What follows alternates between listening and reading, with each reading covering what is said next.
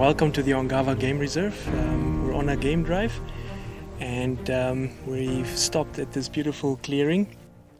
I'm joined by Abby and we're going to just talk a little bit more about rhino conservation and also a bit about the genetics, lots of interesting stuff. And at the moment we've got Sharon. She's relaxed and grazing. And Abby, you know, this is a wonderful afternoon. It is. How are you doing? Great, thanks. Can't be bad if there's a rhino behind you. Awesome. Yeah.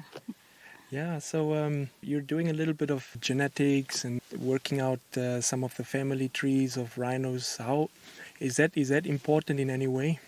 It's incredibly important. Everybody will be aware about the sort of array of threats that face rhino at the moment and, are threatening their survival. The most current and well-documented one at the moment is the threat of poaching. Yeah. And that's, decimating populations across the continent. But there are several other threats that are also equally impactful or have significant consequences for rhino populations. One of which is the sort of genetic aspect or genetic factors, particularly because of all the previous sort of impacts, anthropogenic impacts that have affected rhino populations. That causes significant issues with natural breeding systems and immigration. So the threat or the possibility of loss of genetic diversity could lead to inbreeding depression, which means ultimately a loss of fitness from the individual level to the population level for rhinos. And that could have significant consequences for their survival. So that's a significant factor that people should be looking at and contemplating when you're considering conservation management of rhino populations. I think particularly when you have them in like a confined space, we've got which fence. Pretty much all rhinos, except for a few core populations, are. Namibia is one of the few places that has some free roaming, literally free roaming rhinos. But basically, most of the other rhino populations you'll find are fenced in some way or another, or have geographical barriers which will affect breeding systems or mating systems within the populations. Ongava Game Reserve is one of those. I mean, we are a fenced reserve, a wildlife reserve, a sanctuary for rhinos, but it does mean that you have to have management programs in place for your wildlife populations, specifically endangered species populations or populations that have gone through genetic bottlenecks previously, such as rhino. So that it's something that you have to consider quite strongly, which we do here at Ongava. We have had, we have a very intensive rhino program. To date, we've actually been quite successful. We have both breeding populations of both black and white rhino, and we incorporate genetic management into our programs. So what we did was we established back in 2005 with Dr. Ken and Sabina Stratford, the directors of the research center. We started basically a parentage analysis of the white rhino population. We wanted to do that because we were at the stage where Ongava needed to sell or swap one of the dominant breeding bulls, and so we were actually looking at the genetic information in order to try and make the right decisions. It was meant to be an isolated project. We were going to look at the parentage analysis of white rhino and sort of tick it off and move very along. And the results that we got from the initial project were actually so impressive and led to just another array of questions and sort of threw into doubt traditional management techniques. And so we've actually continued with this project and we've expanded upon it, and we now run the project continuously, and we do it for the black rhino population as well. Yeah. So on the game reserve, you own the white rhinos. So white rhino are privately owned in Namibia, and then black rhino are you can be part of the custodian program through the Ministry of Environment and Tourism. And so the management techniques are slightly different in the sense that the white rhinos, which are privately owned, are generally typically more intensively managed, whereas the black rhino are not micromanaged to the same degree. So we don't remove the young bulls before they come into breeding age, which you do for white rhino. You don't typically swap out the dominant bulls. In the black rhino populations, they're sort of left, whereas in most white rhino populations, people will actively swap out their breeding bulls. There was a time when a bull that was thought to have been the one that is less dominant swapped out, and in fact through your genetic work you found out that that was not the case, which it was quite interesting and really significant. What happened there? Yeah, so when we did the initial parentage analysis, and we were actually able to assign parents for in each individual offspring that we had, the results were actually quite impressive in the sense that they threw into doubt the traditional management techniques that I referred to. So typically the theory is that your territorial bull, white rhino bull, will be your main breeding bull. The results that we had when we actually did the genetic analysis was that that wasn't the case. So, for example, at that stage we were looking at, I think it was a cohort of 13 calves that could have been sired by 2 resident bulls. So we had 2 bulls, Bob and Derek, and we actually sold Bob because he was the dominant territorial bull. So he was always constantly marking, he had a very clearly, the largest territory, clearly demarcated, kept the females with him. And then the results actually showed that of the 13 calves we looked at, he had only sired 3 of them. So Derek had sired 10 of the 13 calves, and then traditional methods would have actually, kept him on. Yeah. So, wow. Yeah. So I mean, it has significant consequences for when you're selecting bulls to remove or to swap out. Just because behavioral observations alone are not sufficient.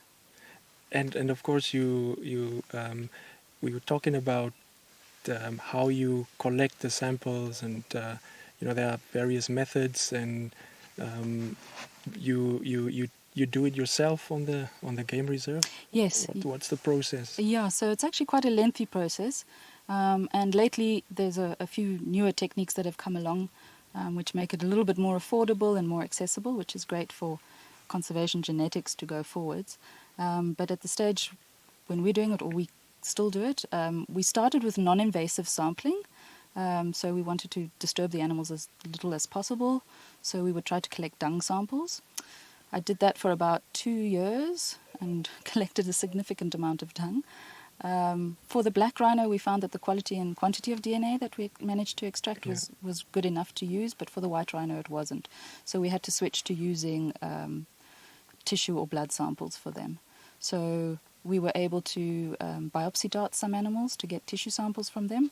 And then for the other animals, we actually we have an annual ear notching program, which may have been explained to you already previously, where we earmark all our rhinos to give them an individual identification.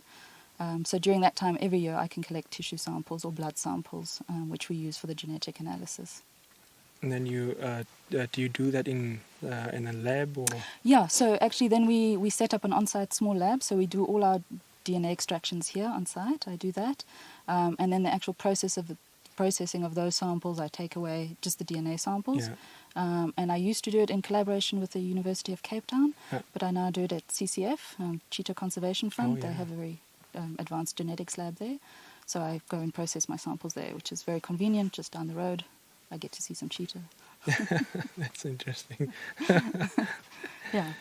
So we do all the processing there, and then the actual analysis work is through software that we do, and then some manual analysis as well.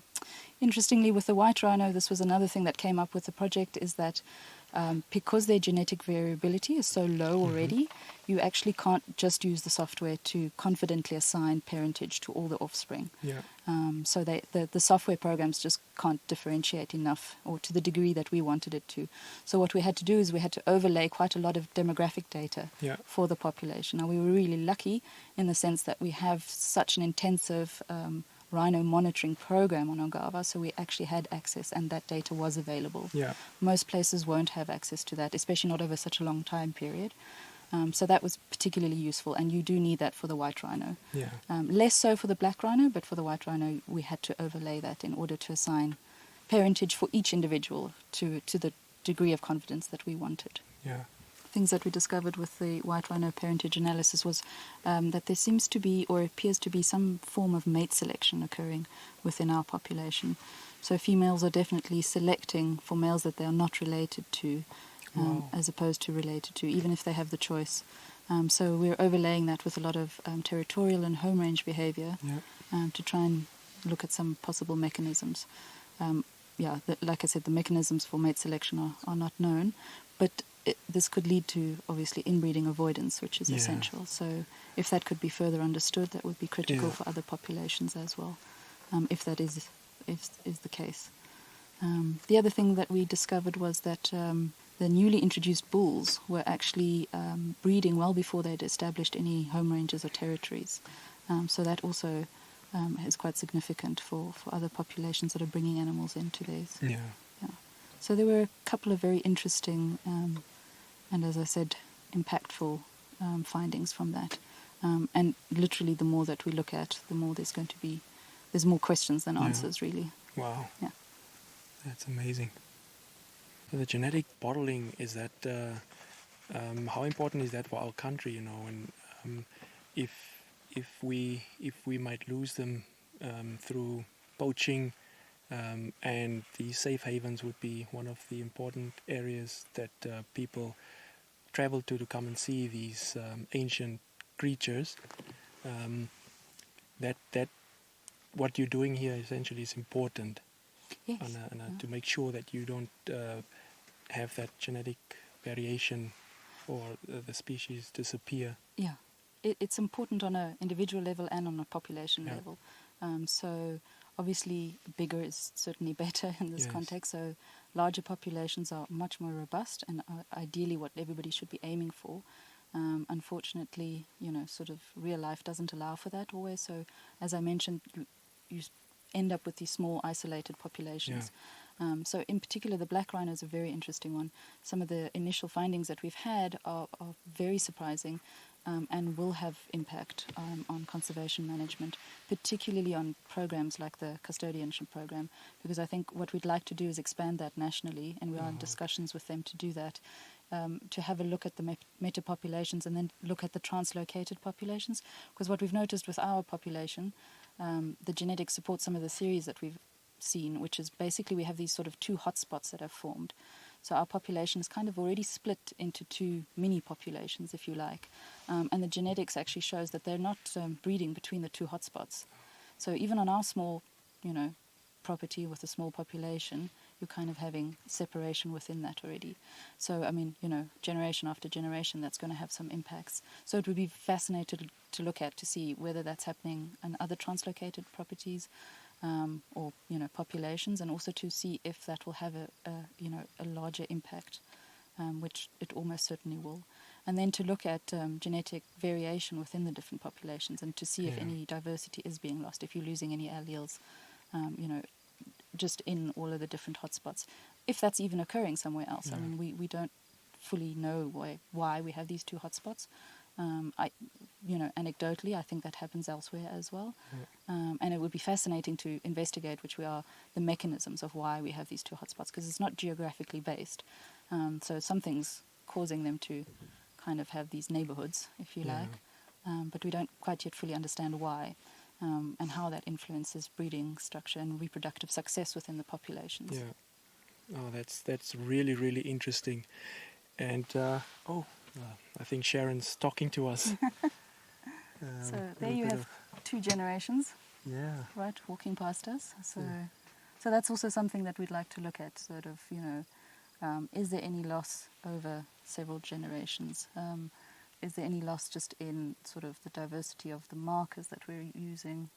The nice thing, as I mentioned earlier, is that there are, DNA or genetic techniques are advancing from when we started out to what's available now. So you can look at quite a sort of diverse number of genetic questions, or at least address them, hopefully. Yeah, no, that's impressive. Yeah, it's pretty amazing.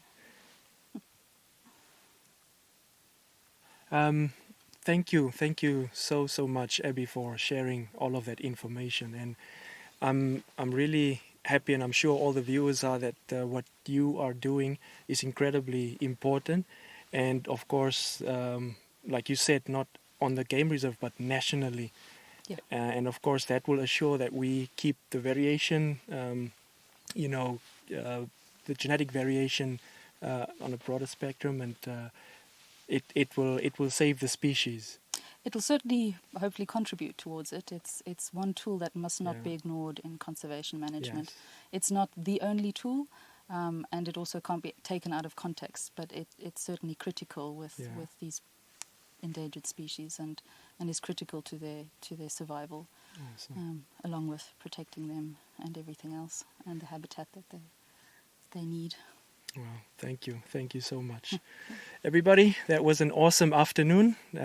We thank Abby for what she's doing, and please do join us again for the next episode.